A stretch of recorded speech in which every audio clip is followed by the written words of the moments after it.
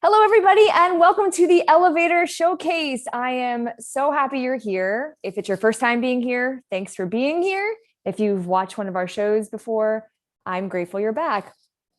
Also, happy Pride. I forgot to say that last time. My apologies. We have another showcase on June 30th, and it'll still be Pride. So I'll make sure to say it again. So for everybody celebrating Pride, happy Pride. I'm Ashley Whitehurst, your host for tonight. And in the booth, it's a virtual booth, is Bruce Holtman. And he is our wizard behind the scenes. So make sure you give him a lot of love, because without him, the show would not happen. And that is a fact. So Elevator Showcase is part of the Trident Network, which does all sorts of things, videos and podcasts and shows like these. They've got a whole schedule full of goodies. So be sure to check out everything else they do when we're not on the stream, because there's lots of good things to see. And a little bit about our show, the Elevator Showcase. We are a showcase that aims to amplify and boost artists without a lot of all the gatekeeping that has existed. We like to boost artists in every type of medium: storytelling, music, improv, video, painting, cooking, whatever type of art you want to do. You can do that too on this showcase. So be sure to stay tuned for details about how to submit for future shows. And if you like what you see tonight, please be sure to boost talent. You can follow these folks on any social media handles that get dropped into the chat, retweet their stuff, hire them, represent them, whatever. Just get this talent out there so more people can see what they're up to. We have a really great group of people performing tonight. This is our biggest showcase yet, which I'm really excited about. We have a packed running order for you. We've got some music, we've got some videos, we've got some storytelling. It's going to be excellent. And it's all for you, all for you. So as you watch, please, please, please engage in the chat. This is our form of claps and laughs, and in my case, groans that you might elicit from you based off any things I say. So let's get this going. We're going to start with Paul Micheli, and he's got an interesting idea for something I think we'll all likely see come to fruition in the next decade. Let's get into the elevator.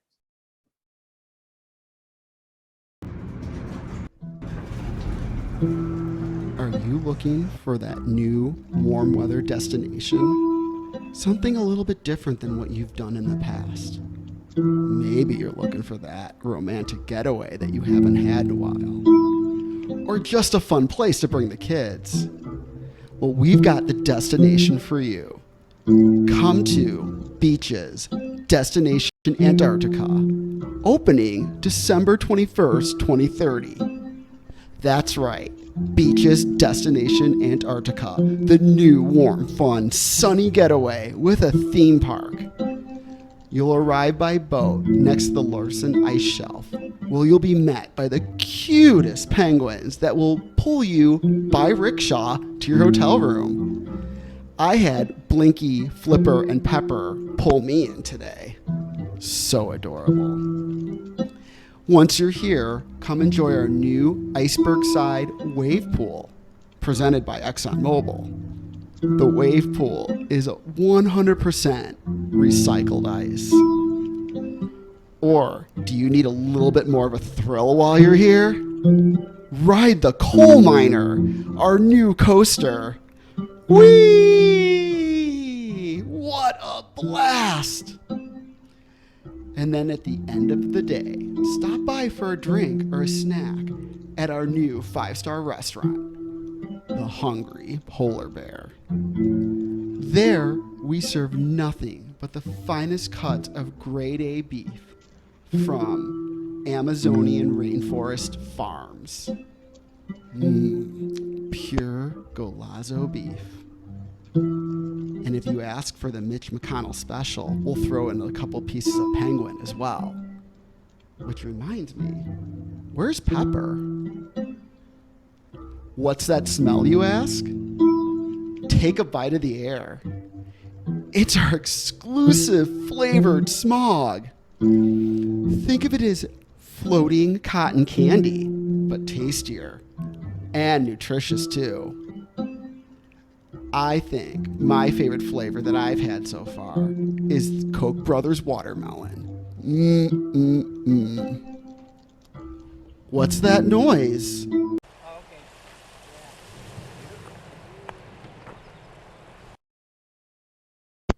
Uh-oh, another large piece of recycled ice. You know what that means. It's time for another voyage of Titanic, the ride. So come down to where the weather is perfect. Get away from it all. And just let go. Besides, it's probably too hot where you're at.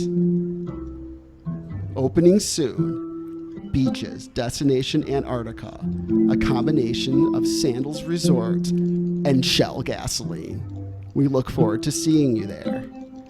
And if you can't make it there soon enough, hold on. Coming in the summer of 2031, we're opening our newest destination, the Siberian Tundra, the hottest Arctic Ocean beachfront property. And when we say hot, we don't mean it's popular. It's really hot there. See you soon.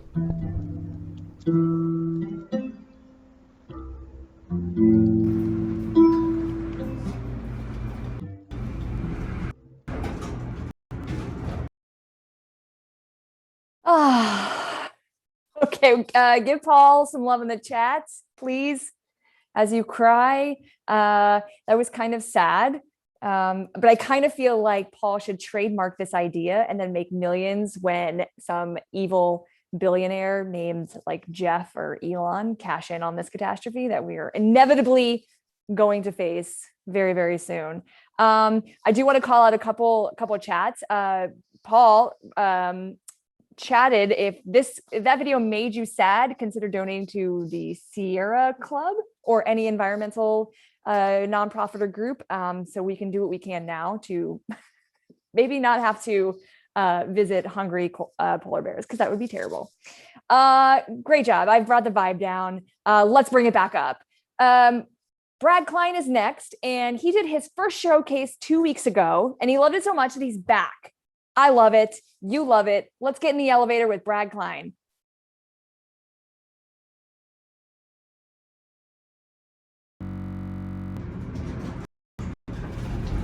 So I'm here to tell you why deaf people are better than us hearing people.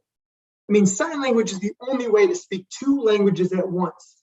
Sure, you can intermix languages in the same sentence, but sign language is the only language that lets you talk out of both sides of your mouth, hands, really. And hey, the stats say that deaf people are better drivers. They're not bothered by music, their car conversations, people yelling at them, or kids crying in the back seat, asking, "Mommy, can I go to the bathroom?" No, my parents were part of the Schrodinger's poop theory. If they don't look in the mirror, I don't need to go. Well, they also don't have to hear a customer complain on their weekly reporting call on Zoom. Email me, message me, or learn sign language. No need to make pointless small talk like, "How's the weather?" or "I saw your post on Instagram. How's your ferret's diarrhea?" Deaf people are also the perfect parents and grandparents. They don't care about a kid screaming and crying, no piercing wails that just go in one ear and out the other. Plus, they really don't care about noisy toys. You know there's a kid's toy out there called Yellies. Yeah, I'm not kidding. Think Furby, but when it detects motion, it starts screaming at the top of its lungs. Animatronic lungs. That's AI lungs. Man, technology's getting weird. But deaf people are just happy their kid is entertained. They look, the kid's smiling, it's peace in the house. Though they are bothered if the toy has flashing lights, because then they say, "Hey, honey, did you call me?" No, it was our daughter's first techno dance party DJ board. Well, we move along to, they also don't get bothered by the repetitive nature of kids' songs. They do not know the pain of hearing Baby Shark, Let It Go, or Who Let the Dogs Out, Hoot Hoot, for the 50th time today and the 5 millionth time this month. Seriously, the first time North Korea heard the Kids Bop version of What Does the Fox Say, Kim Jong-un said it was too inhumane for their forced labor camps. If deaf people don't want to hear a song, you just close their eyes. When I close my eyes, I can still hear the Wiggles Live on Ice soundtrack.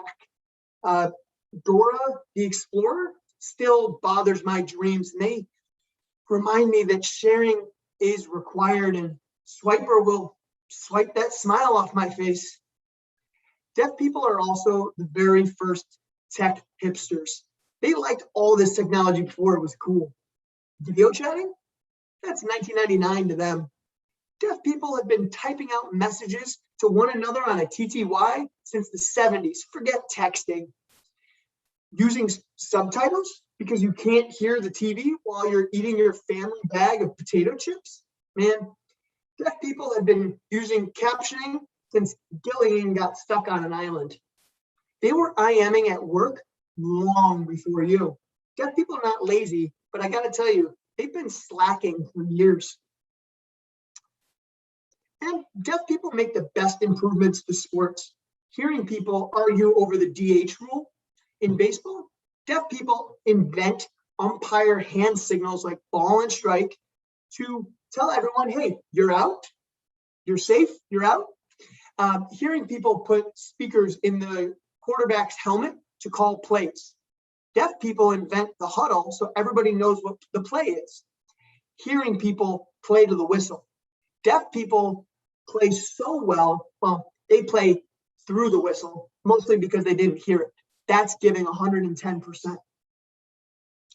They also make great partners. No sleep problems when your partner snores. The only problem is the midnight farts. Deafness won't stop you from smelling that bodacious bouquet of the lean cuisine bean burrito that your spouse washed down with a tall glass of whole milk. Scratch that. My parents' alarm clock was hooked up to their bedside lamp, and they also had a device to shake the bed. You hate being woken up by someone turning on the lights on you? Try strobe lights combined with an earthquake. Do me a favor, learn sign language, because when you need to communicate with the greatest people on earth, well, it comes in handy.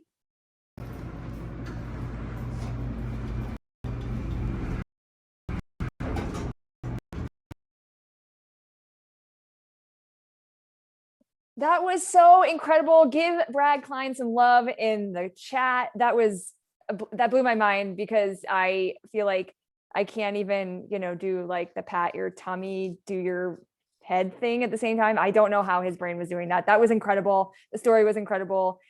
Great job. Give him all the love in the chat. Fantastic. All right, it's time for our next performer. It's our favorite filthy millennial, Jackie Wiles. Let's get into the elevator to find out what she's going to show us today.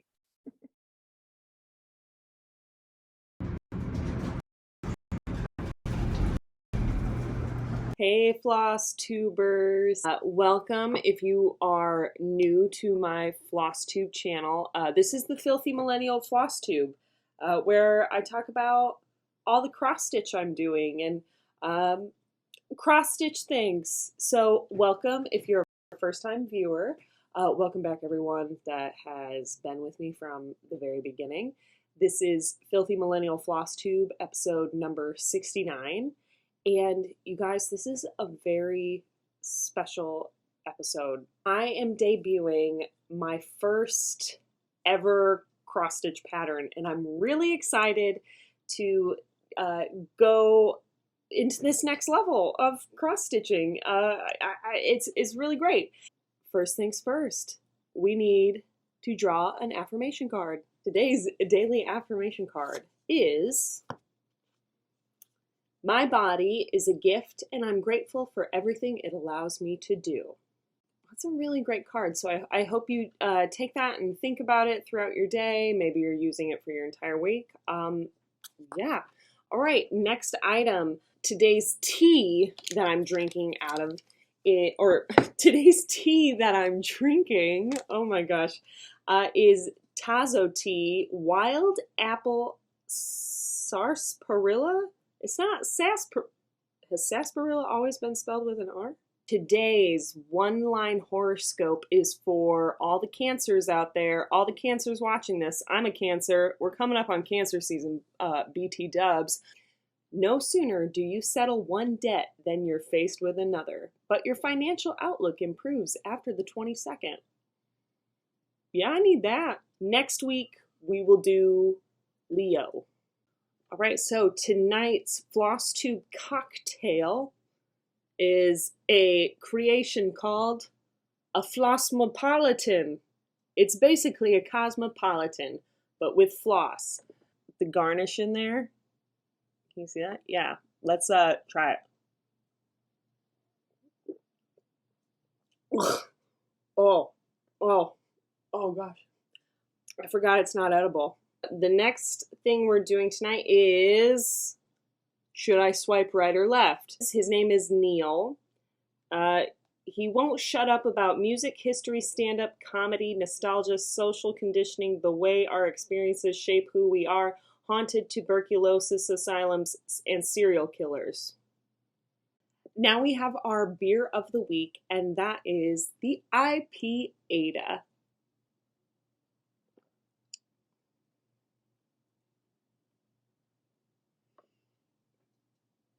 Oh. Well, would you look at that? More floss. We are almost to the big reveal of my new original pattern, but we still have today's fuck you. That fuck you goes to the black Volkswagen Beetle with the license plate Zaddy, who cut me off on I-94 today. Now we're to one of my all-time favorite segments to do every week, and that is the celebrity I would like to have sex with, but then would probably wimp out at the last second due to overwhelming anxiety. This week's celebrity is Reggae Jean Page from Bridgerton. Last but not least, this is Filthy Millennials Flosstube Shot of the Week. Straight Linen Cure. Oh my. Floss again. Now is the big moment, my original pattern that I have created. Now, the fabric I stitched on is a 14 count Ada. You guys, just thank you so much for all of your support, all of your love, and the comments, your stitchy kindness you sent to me. It's just, this is a big day. So, let's do the big reveal, shall we? Ta-da! Yeah, see? Right there. I will have this pattern available on my Etsy shop for $5 for a PDF digital file. Thank you so much for tuning in to Filthy Millennials Flosstube episode number 69, and I will see you guys again next Wednesday. Bye!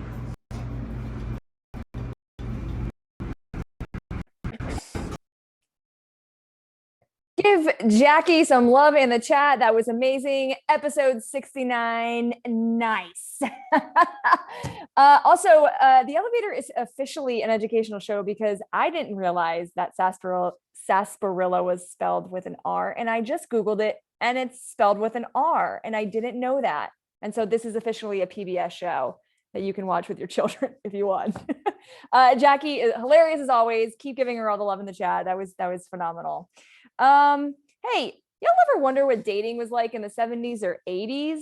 I know I do. I mean, I kind of know how it was like for my parents in the 80s, but that kind of turned into more of a oops, we should get married now. You know what I mean? I was an oops. I was a mistake. That's how they dated. Anyway, dating, like dating back in the 70s and 80s, the courtship and going together and what was it like? What was it like? Let's find out with Susie. Let's get in the elevator.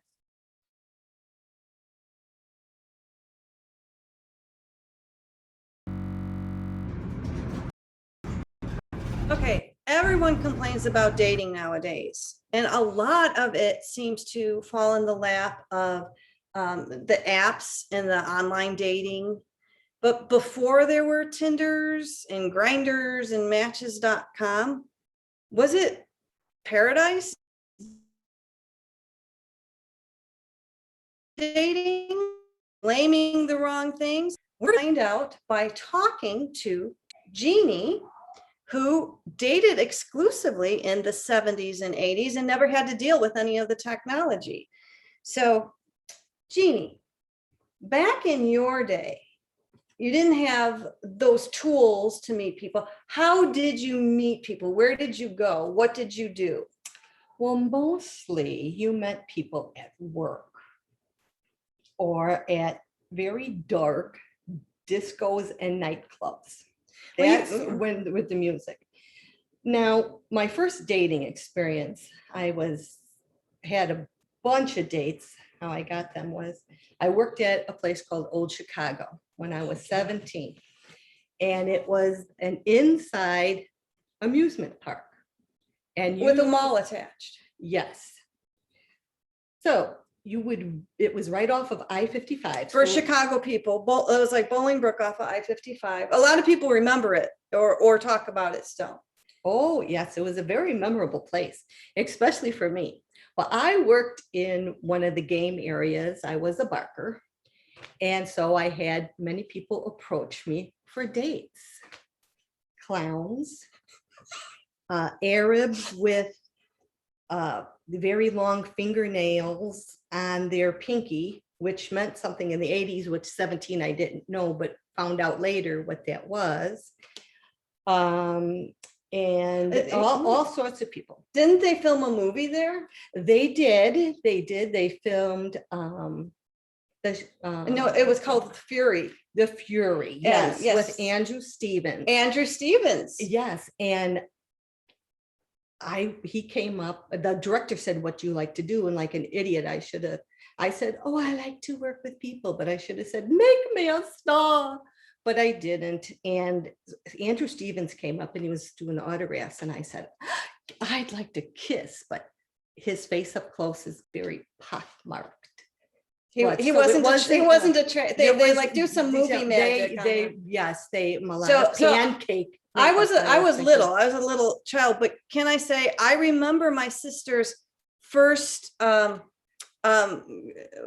do they call those, herpes simplex, whatever those he gave you. I don't know if you remember this. He gave you a what do they call those? Cold sores? Cold sores. He gave her a cold sore. And as a kid, I'm like, what is that? And it was from Andrew Stevens. Andrew Stevens gave my sister a cold sore in the 70s. Yeah, it's out at Old Chicago. Now. It's all in the public now.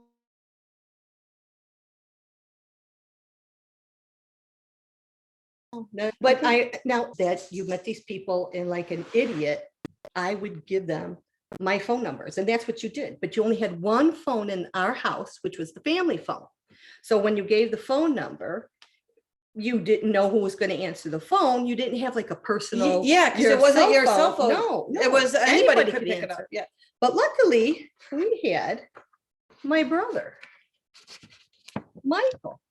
That's him. And he had 3 sisters to look after. I had a bow tie. So one time there was a person who I gave my number to, and a lot of times you'd meet these people and they kind of chat you up, but you were also working. And at the end, and I was 17 and I was stupid, and you don't really know who these people are.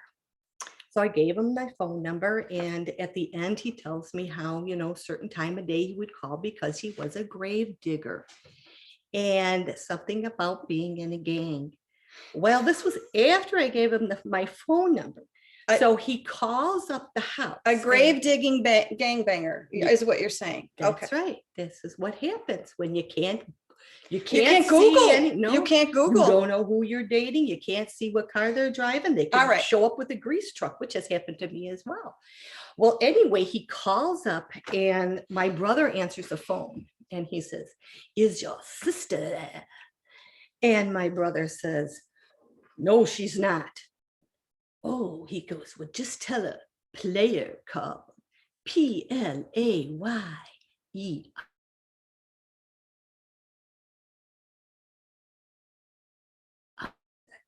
who are you? Never mind. Nevermind. And he hung up the phone.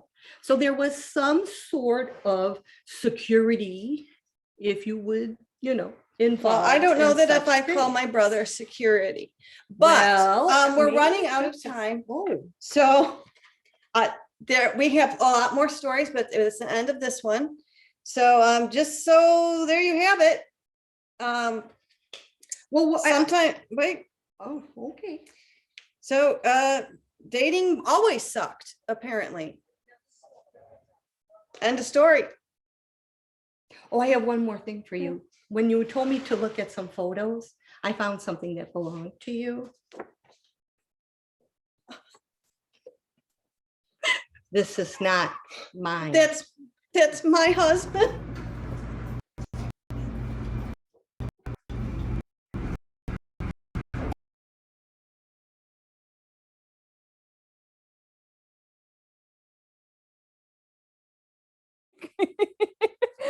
Oh my goodness, give Susie and her sister some love. That was a fantastic story. I enjoyed it. Couple things in the chat. I think everyone agrees that dating has always been sucky, and I feel like that never ends. It keeps getting worse in different ways. That was fun. Susie, I don't know, maybe throw up that family picture on your social media handles, because that was awesome. Everybody loved that picture. It was very cute. Very, very cute. Okay, let's move on. One of my favorite things to do as a kid / teenager was read the print newspaper back to front. Back to front is the only acceptable way to read a newspaper, and I will die on that hill. I would never miss the comic section, the sports section, the arts and life section, or the advice section. And Dear Ann Landers and Dear Abby were my jam. Somehow, though, I must have missed this column. Let's get in the elevator with Jackie Duleba. Dear Drunk Abby, my husband's been staying out all night, and he comes home smelling of ladies' perfume, and his underwear are always missing. Could he be cheating on me?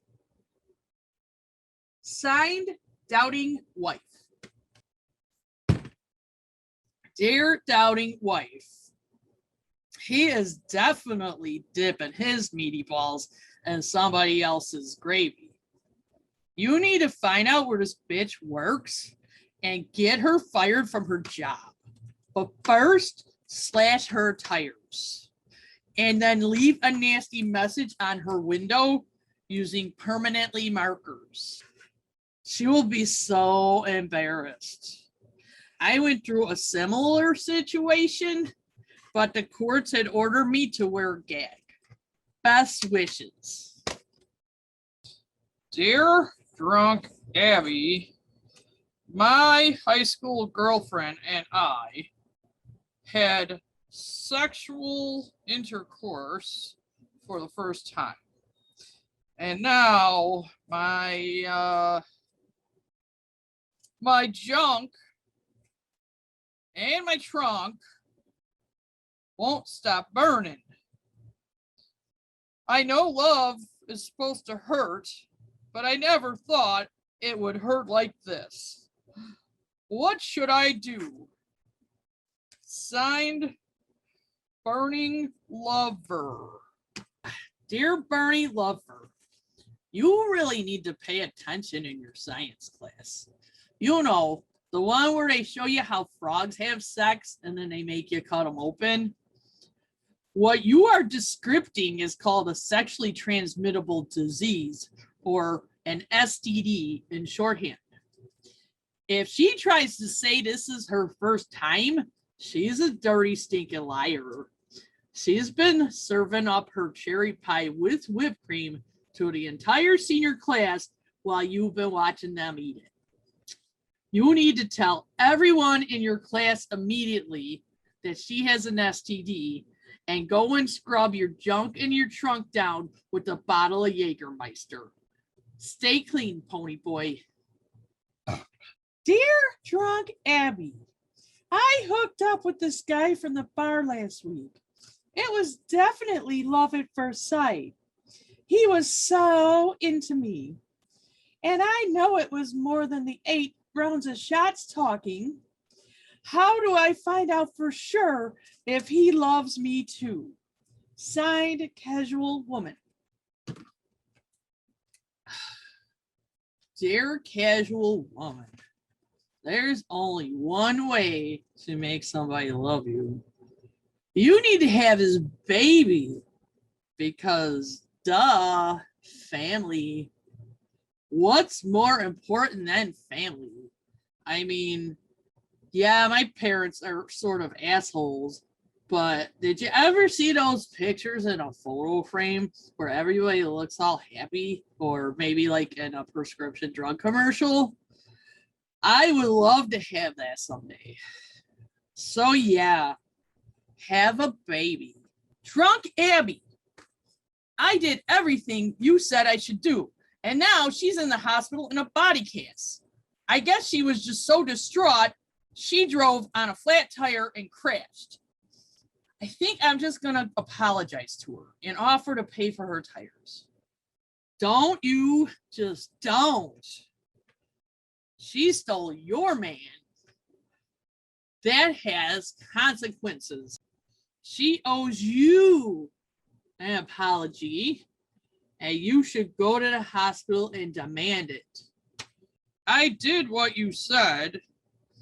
I told the entire school about her and her STDs, and now no one will date me because I have STDs too. So, what now? All right, listen to me, burning lover. What you need is to find a real woman who maybe already has all the STDs. I have a friend named Laura. Most people pay her for the girlfriend thing, but I can get her to help you for free because I'm her life coach. So I'm going to send you her number. I told him I was pregnant and he ran away from me like a toddler chasing the ice cream man. Now what do I do? Are you pro or are you against life? I took your advice and went to the hospital to confront her. And while I was in the room, she flatlined. Now my husband is leaving me and I'm on trial for murder. You have ruined my life, drunk Abby. Maybe you'll find a new husband in jail. Hopefully he's more faithful than the last one. Best of luck to you. I'm pro-life. Now what do I do? Well, if it's a girl, you could name her Abby. I went out with Laura like you said to do. And I ended up getting my ass beat by a guy named Giganto Mac Daddy. Now I owe him my allowance money for the rest of my life. You've ruined my life. Yeah, that's my bad, burning lover. I thought I forgot about Giganto. It's good that you're getting some work experience. You can't fire me. I'm a digital life coach who's gonna help these people. Okay. They're gonna need a lot of alcohol.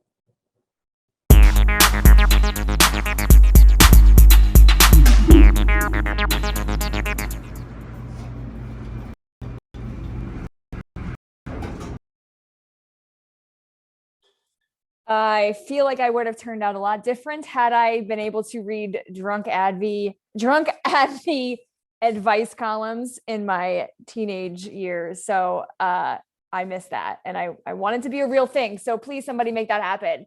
Please give Jackie all the love in the chat. That was fantastic. Hey, everybody, we're all fans of this next performer's music. Nate Erickson, give the people what they want and drop an EP. Let's get into this color changing elevator with Nate Erickson. Let's go.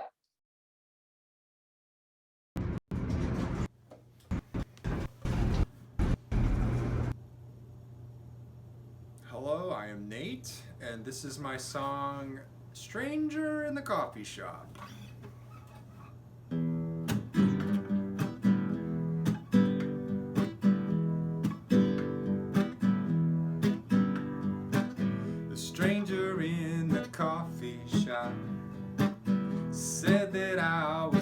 sure.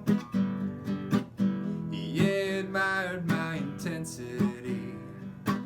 He said I seemed dependable. I used to say that I went with the flow. But I can't say that I do anymore.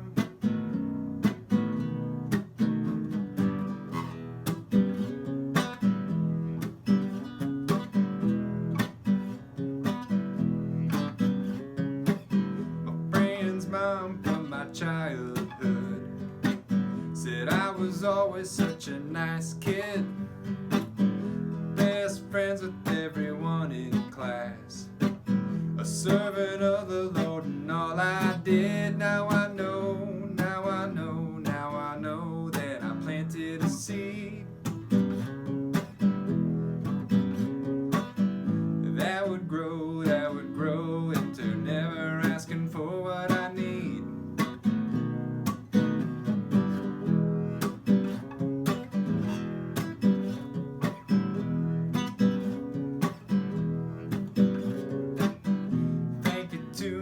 Papa for teaching me to go to sleep. Thank you to my mama for teaching me to gnash my teeth and weep. Thank you to my brother for being the star of the show. And thank you to my pastor for letting me know where I might go, yeah, letting me know where I might go.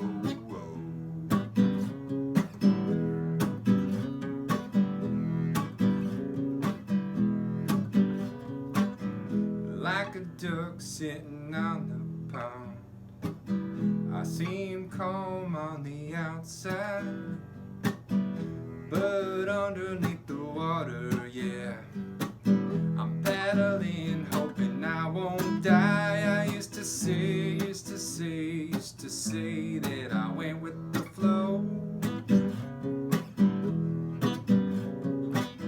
But I can't say that I do anymore.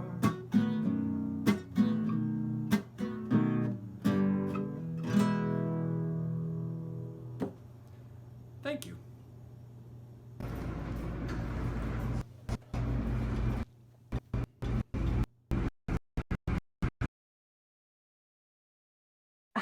Amazing job. Give him some love in the chat.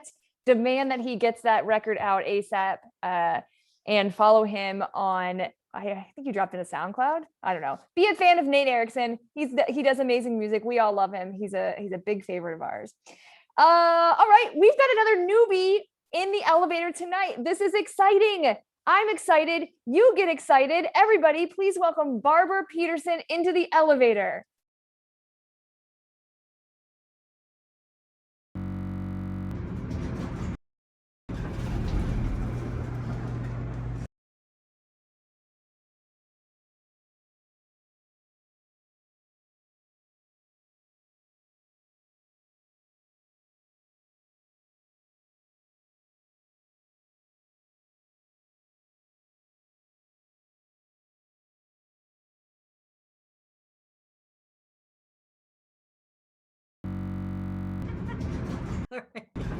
Okay.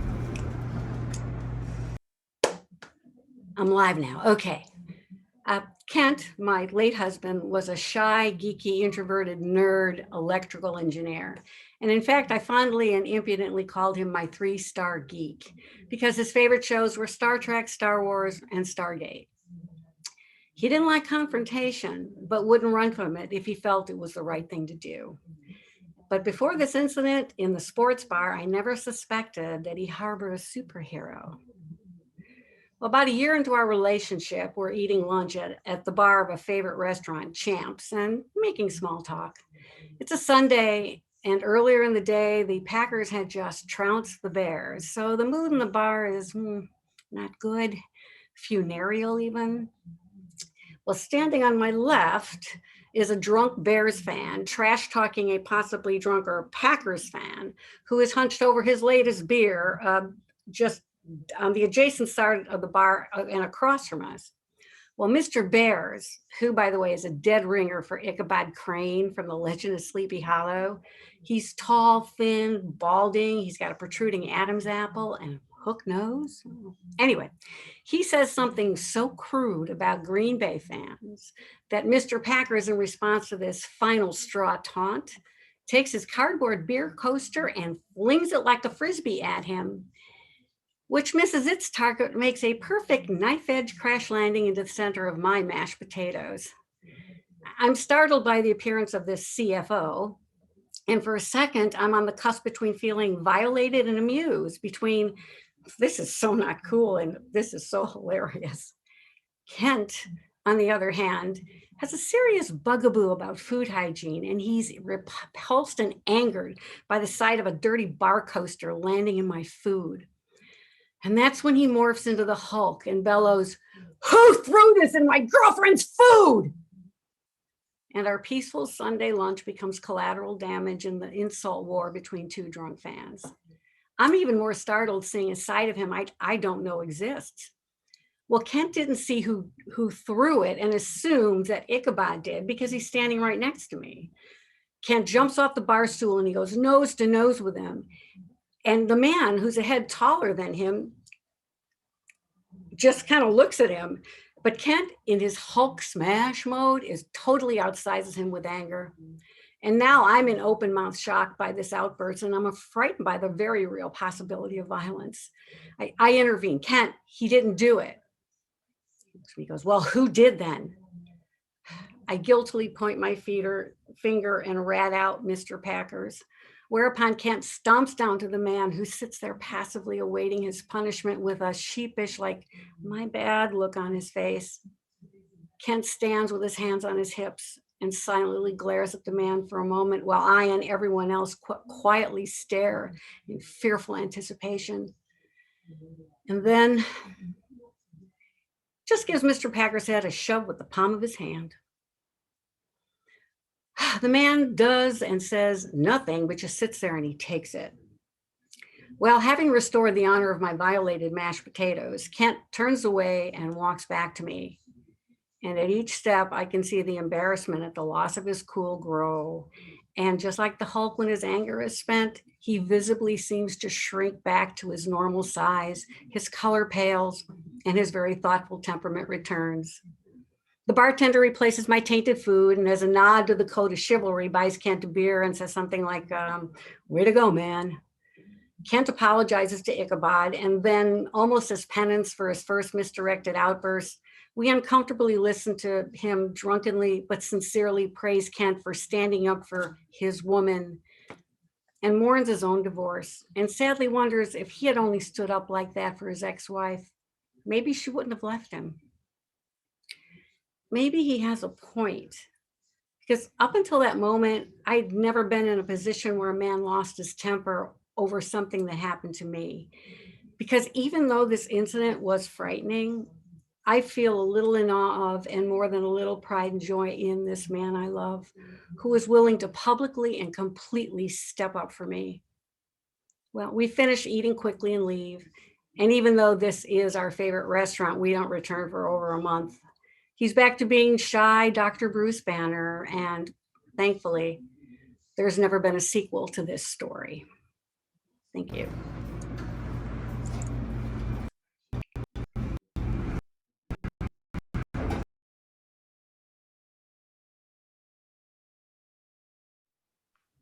Oh, that was fantastic. Thank you so much, Barbara, for sharing that. That was awesome. I feel like I want to say something about the Bears-Packers rivalry, but I don't want to wade into those waters. So we'll leave that. Thank you so much for being here. That was fantastic. Give her some love in the chat. Lovely, lovely. We are going to close out our night with a special treat for you folks. The wizard behind the scenes, our very own Bruce Holtman, is here to share some thoughts. So we're going to get into the elevator now with him. And I encourage you to put your headphones in and listen to this. It's going to be good. I want to read something personal journal. I have a bunch of these where I write down like stream of consciousness or any ideas that I have or creative ideas and stuff. And I pull from this when I make music, or I wrote a whole show with one of these idea books. So I just wanted to read something that I wrote a couple nights ago or last night about how I'm feeling. I'm 25 this month, but it feels like I went from 23 to 25. When I was a kid, I thought being 25 was going to be the peak of adulthood, that I would be the coolest, so grown up. But I still feel like a kid pretending to be an adult. But I never want to be an adult. I forever want to be a kid. I miss my friends. People we love go on and live their lives. I wish we could always remain near each other. Relationships grow and change, but true friends can pick up right where they left off. I knew the pandemic affected me, but I didn't know by how much.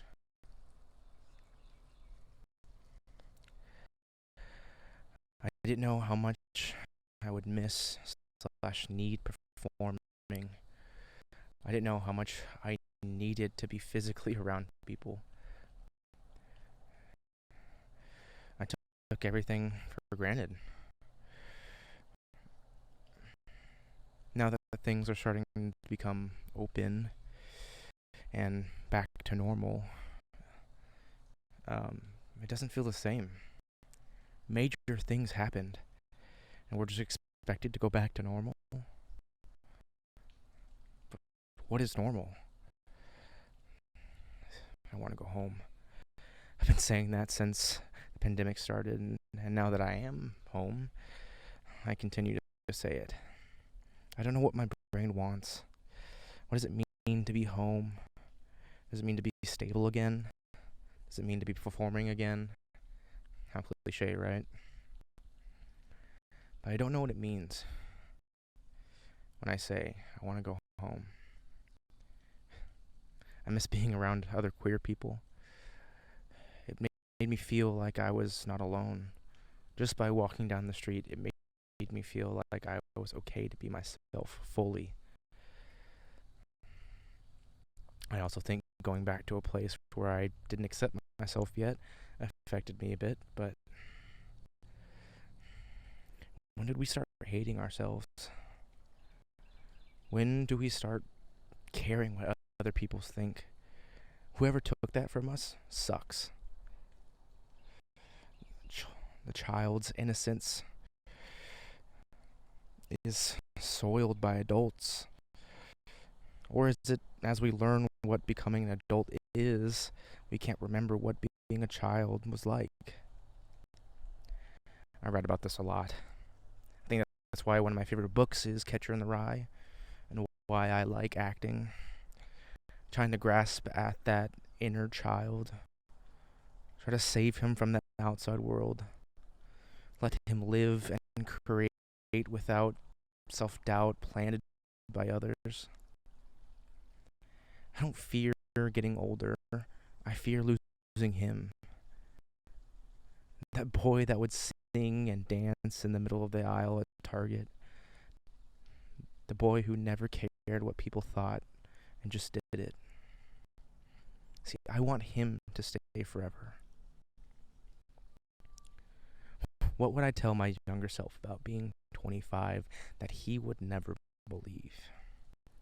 Well, I graduated college with a music and theater degree. No, you don't continue to play baseball. That's a longer story. You're truly yourself, and you don't have to hide how you feel anymore. Your family was very supportive, don't worry. You've made real friends that you can connect on a true basis with, not just surface level. 2025 is just the beginning. Thank you. I wanted to share this. Sometimes these thoughts in these journals are just stream of consciousness and the way I'm feeling just to get things out of my head. But I wanted to share it with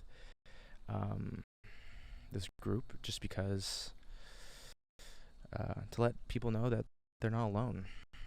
And we experience things as humans, and you always can reach out to people who have experienced the same things.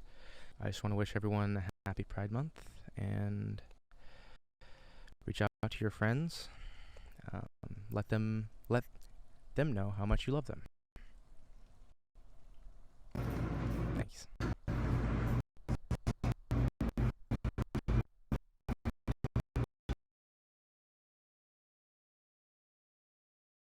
Okay.